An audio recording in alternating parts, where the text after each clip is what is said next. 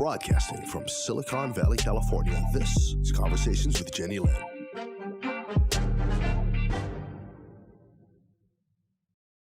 You're watching Conversations with Jennylyn, and I've decided during this pandemic of COVID-19, it would be a good idea to interview as many people as I can around the world to find out from their perspective or from their experience how this virus is affecting them and the people close to them.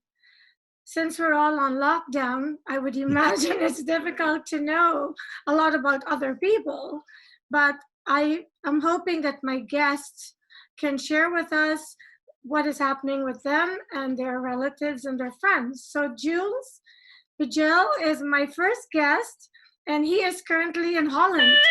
Hi, Jules. Thank you for taking the time. Hi, Jennylyn.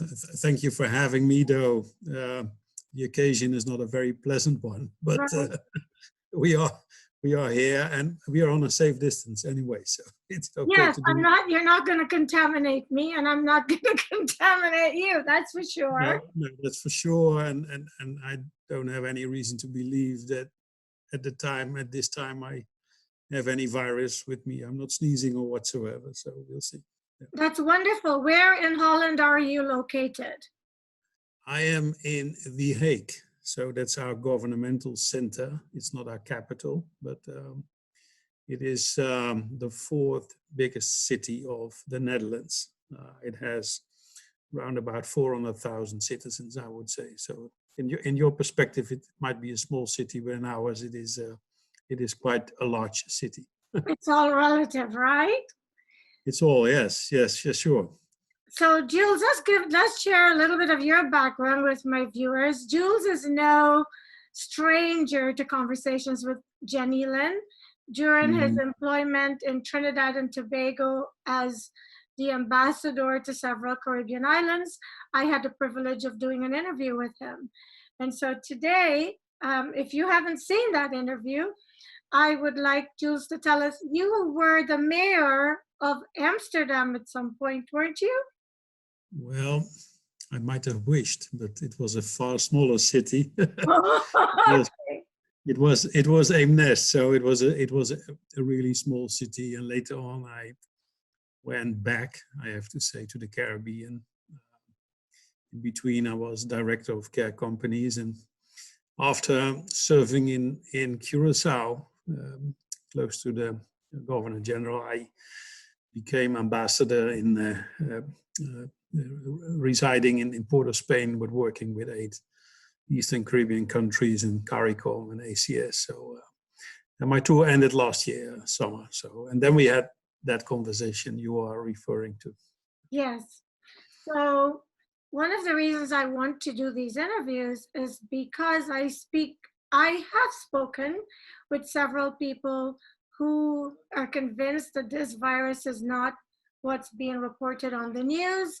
It's a conspiracy, and the numbers are being exaggerated. And so since people have issues with the various news channels, the mainstream media, I thought it would be a great idea to speak with people who are not working for those networks to share with us what they are observing, what they're experiencing, and what their family and friends are sharing as their experiences during this time. Would you like to share with us how come you are in Holland at this moment? Because you mentioned in another conversation you were supposed to be going back to Curacao, and then this happened. Yes, well, I was traveling. I'm still a citizen of the Netherlands, but I'm also really considering to start living and try to work with my consultancy firm from Curacao. But as I'm in between, I now am in the Netherlands, and that's an okay situation for me. There's no problem with that. Our healthcare is in a good stage, so I'm comfortable here. But conspiracy is everywhere. But I think I look around, I see the facts, I see what happens, I see Tell us what you see. That's what we want to hear. What do you see? Well, you know, maybe we started with a little bit of disbelief what is really happening, because you can't see a virus. You know, it's there, but it's not there. And still, up until today, sometimes when I look outside, and I have a beautiful park in front of the house where I live, and there's hardly walking anyone, you still think, are we really at risk at the moment? But if you see what happens in hospitals, and people are broadcasting about these departments in the hospitals, it's a war that's going on there. And so far, in the Netherlands, almost 16,000 people have suffered the virus, which is proven to be 16,000. Around about a little bit less than 10% died of it. But you know, the numbers are not very reliable, because there's very few testing, little testing. It's so difficult to test everyone, right?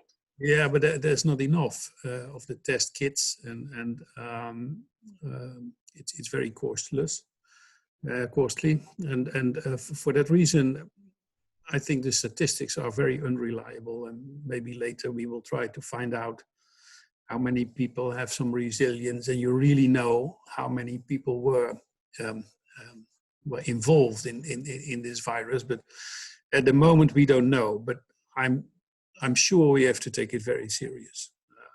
If you see what happens in the hospitals, and at first, you know, we as government asked people to stay at home as much as possible and keep social distance and work from home, etc. In the beginning, we still had to learn a little bit how to deal with this issue. Yeah. And not everybody was as obedient as you wanted. But for now, it's very clear.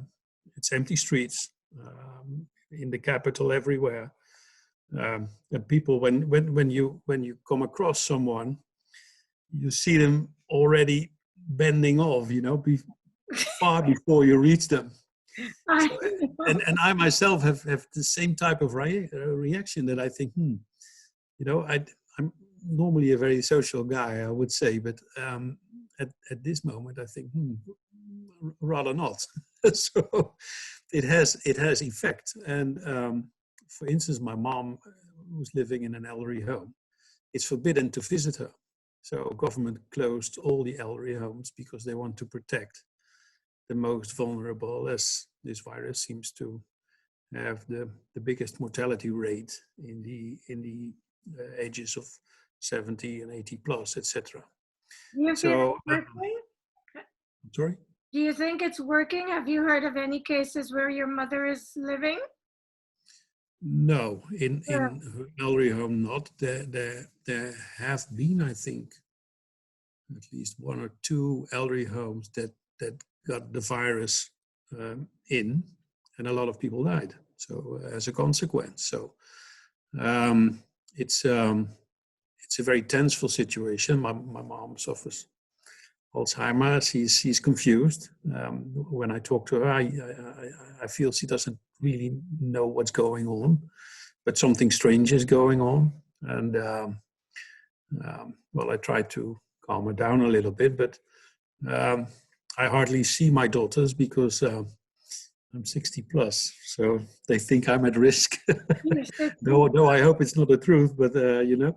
So even within my family, we try to live it up in the best way we can. And you know, what is a few weeks on a lifetime if you can't interact as close as you want, but you have the ability later on to catch up. And if you wouldn't do it, and you would suffer the illness and go the wrong way, then you don't have any opportunity left. So I think use common sense. That's basically it. Well, what were the numbers in Holland today? Because, you know, different media sources were, you know, I think there's no way to really tell how many people have this virus, because so many people could be carrying it and not be symptomatic. So they wouldn't have any reason to want to be tested. But based on the tested cases, what's the number in Holland today? I think a little bit less than 1,000 extra proven people who have the virus. I thought 170 people who passed away as a consequence of the virus. Total or in a day? Total? Is that the total number of deaths? Of today. Just today? Just today, and there was a drop down in the number of patients that had to go to the intensive care. That were only, I think, 51 today, which is far less than all the other days behind us. But, you know, you cannot judge it on a daily basis, I would say. So you have to look at some sort of a line during a few weeks to see what is happening. Mm-hmm. The experts, they say that the measures that have been taken are showing that we are able to flatten the curve, as they say, so to postpone as long as possible the bigger numbers because of the capacity to deal with the severe patients in the intensive care. There's a limit to it, and we will not be able to have more than 2,400 spots, I think. But we have a good cooperation with a neighboring country, Germany, who is willing to take some extra if necessary. But you know what happens in the south of Europe? I only have it from television, but in Spain and Italy, it's really dreadful and horrible what's going on there. And you know, we have to be very, very careful. If not for ourselves, we have to be careful for all the others we live with. Is a person ever prepared for something like this? I mean, even people who've had, apparently here in the United States, we didn't have any systems in place to cope with the pandemic with this magnitude. I think even in the countries where they did have, do you think that anybody expected it to be as bad as it is? I mean, I think the unfortunate answer is yes. We've been warned by several people who are specialized in these type of illnesses. History has shown that these type of pandemics show up every now and then. It was one of your famous citizens, Bill Gates, who had a speech about it in 2015. And he also predicted quite accurately what is going on. You have TV series like Pandemic. It's from 2010, I think. So this is not Alice in Wonderland, though as an individual, you and I, we never thought about it.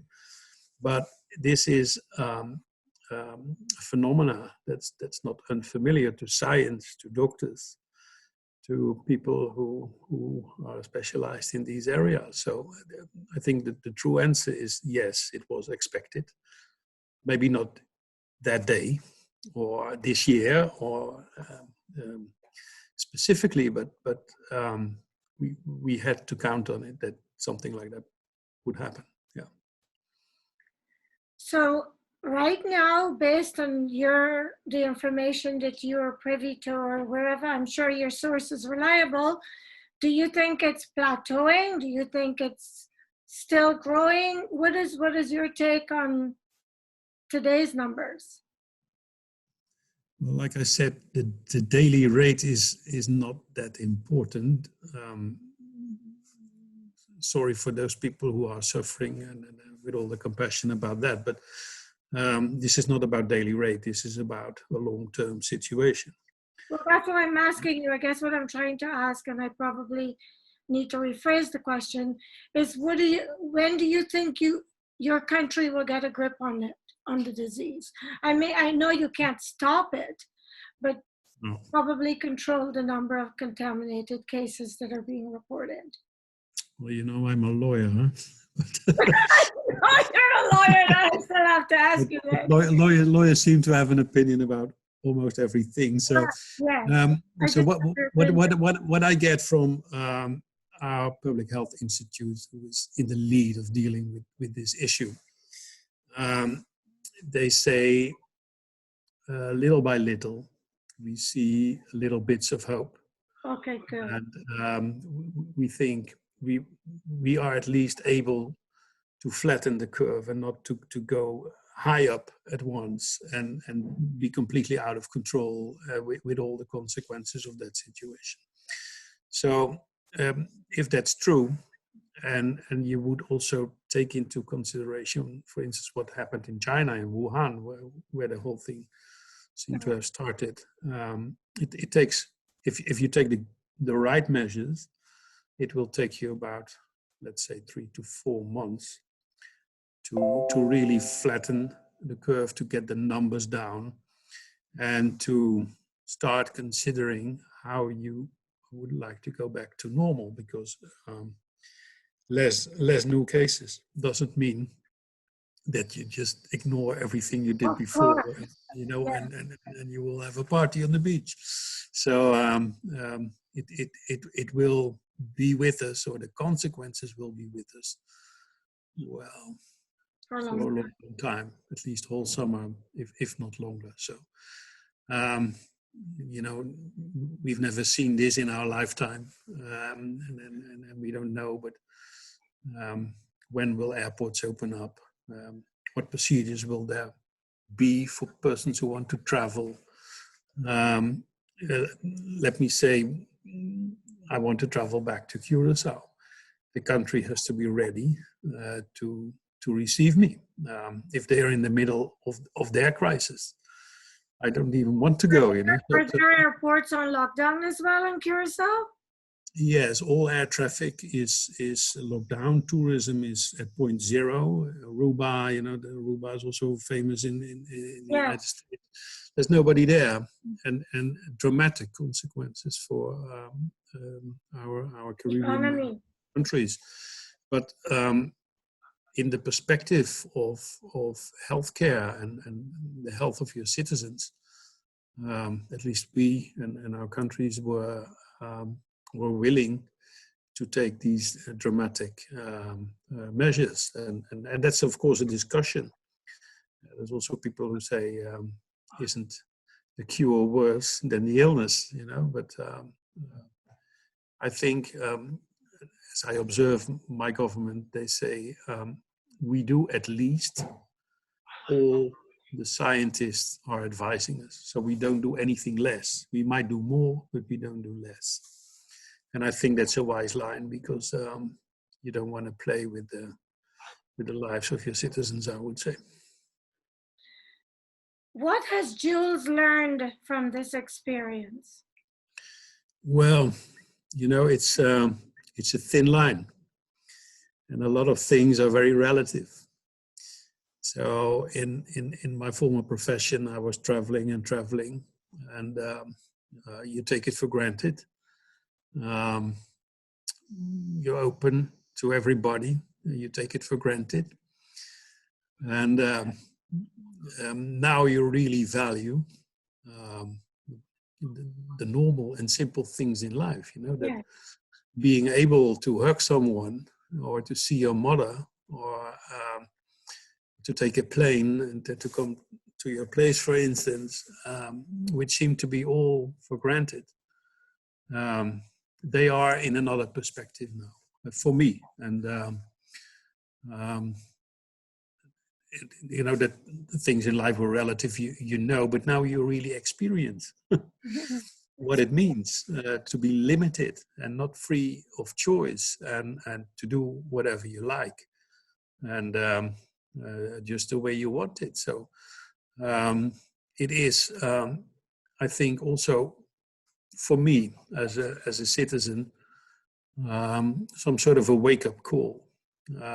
If you see what we do with our environment, how we pollute the world, the ocean, the CO2, the oxygen discussions, etc., all the unlimited stuff we had, well, maybe we we could keep a few of the better things of this crisis in terms of our habits and the way we behave for a longer term. So if it comes to working from home, if it comes to virtual education, for instance,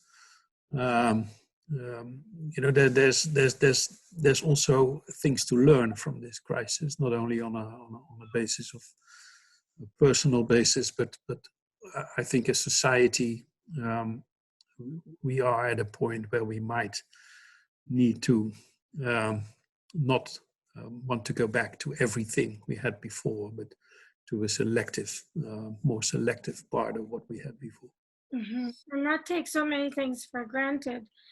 When you go out in the streets, I don't have corona, just so you know. Well, like we said before we started the interview, you're safe. You're on a safe distance. Yes, so I know, but it's not if you have a bit of a stuffy nose. If you just feel a little tingle in your throat, your first thought is, and I'm sure a lot of people are having that sort of knee-jerk reaction to it. Yeah, I think I had a few of these reactions too. We are all a little bit insecure about what's going on. Yeah. When you're out in the streets, what do you observe with the Holland? I've been to Holland many, many times in different parts of Holland. And the people there always are so busy and happy and, like most countries. What is it like when you go out to the grocery store or the places where you go for your basics? What kind of reaction are you seeing amongst the people you encounter? Well, at first, is hamster the word? People were hamstring. So, for instance, toilet paper. Well, diarrhea is not one of the things that is related to coronavirus. So why would you do that? I don't get that. Paper fresh vegetables, bread. It was all gone, and you have to realize that though we are a small country, we are the third exporter in the world of agricultural products. So nobody will be hungry in the Netherlands. It's impossible. There's so much you have to throw away at the moment because we cannot export it. Right. It's really nonsense to buy a lot of stuff like that. Do you think they're panicking why they're doing this? Because the toilet paper thing I find so perplexing. Yeah, but it's happening in the US as well. I think people will have a reflex where they want to take the best care of their family or their loved ones, and it's when we go to our instincts, it's not always very friendly. It has something of survival and the fittest. Like I observed in the United States that selling of arms is high up. Are we going to shoot? So is it really necessary? Are we in that stage? Yeah. But so it is something natural, and we have to get ourselves in control. I would say to just react normal, and also to realize that people who are working in the intensive care, and when they come home late and want to go to the grocery, they need some food too, because they are really saving our society at the moment. Jules, can you believe it's already been almost 30 minutes? I am so grateful to you for taking the time. I'm sure you had so much going on, like you had to go to the beach and the opera and take a flight, and you stopped all this just to speak with me. Well, I would lie if I would confirm what you're saying. As I'm here in the Netherlands, actually I'm a bit bored because there's not much to do for me. My consultancy is not really active. I could do with some sort of challenges. Well, thank you. We'll be in touch. I know this is going to shut down any minute now, so I just want to thank you. And our last minute, what message do you want to leave for people from Holland, for people watching this show? So as we wrap, what message do you want to leave? I think we need to take as much care for everybody else as we like to take care for our loved ones. And if we live together that way, I think that's the best way to surpass this difficult time. And let's share and let's show some solidarity in the world instead of fighting for the last piece of bread or blaming others about the crisis or whatsoever. Let's just well, not physically, but join hands and stand shoulder to shoulder. Well, thank you so much, Jules, and thank you for watching Conversations with Jennylyn. I am hoping that you heard something from Jules today that you might apply in your situation. I'm sorry we ran out of time and I didn't ask you for suggestions of what people could do while they're on lockdown, but that's for segment 2. Well, whenever this has to take longer, which we don't hope, we can always do a second conversation. Thank you so much. And we'll be in touch. Talk to you soon. Thanks for having me and all the best and stay healthy over there. Stay safe too. Thank you. Bye-bye. Bye, Jenny. Bye. Bye.